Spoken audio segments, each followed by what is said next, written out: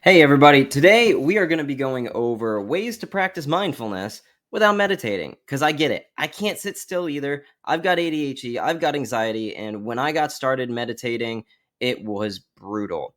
So this is what I did instead in order to develop the practice to where it was suitable to actually sit down and do the stuff eventually. And so mindfulness is focusing on one thing at a time. That's all it is. So let's practice doing that. One of the things that I started doing was just driving in my car, no music, especially on the shorter trips. There was nothing in the background, no audiobooks, no nothing. I currently listen to audiobooks, but a lot of the time I do silence. But this was a way to have that entry. Um, One of the things you can end up doing is chores that you can handle or things that you like to do is just focus on that thing. Notice the sensations on your skin, notice all that stuff. I know sometimes I'll just do the dishes without talking to somebody, even though I don't like the dishes. It's a quick task and it's not dreadful. So I don't need to listen to anything in the background in order to do it. Um, but you find what works best for you on that front, just focusing on the one thing at a time.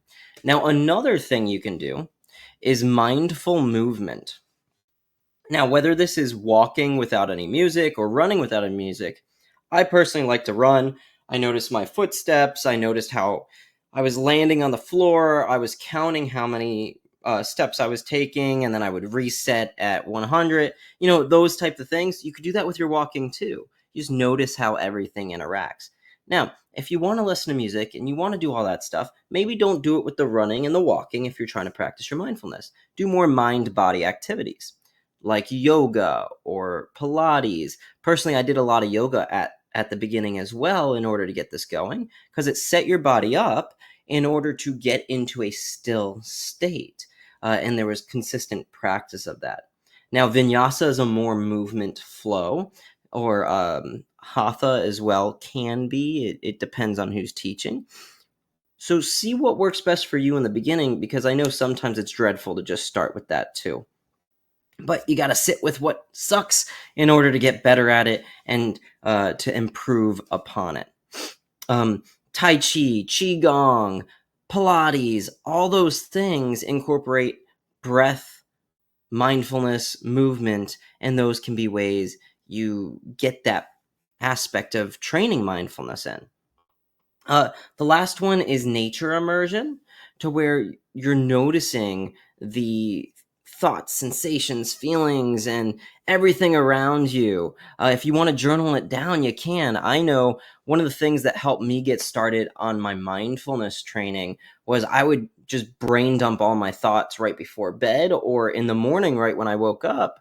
And sometimes both, sometimes none. I couldn't do it every day. I just forgot. But I would have the journal right next to my bed to do it, and that was a helpful way. So there you go. You have a bonus with the journaling in there on top of the immersion. I am a health coach, so feel free to click the link down below to check that out. I deal a lot with ADHD and anxiety because I also have it, and I found what works for them on developing healthier fitness habits as well. So click my links below to check out what I'm offering and to see if that works. Like, subscribe, follow for more, and I hope this was helpful.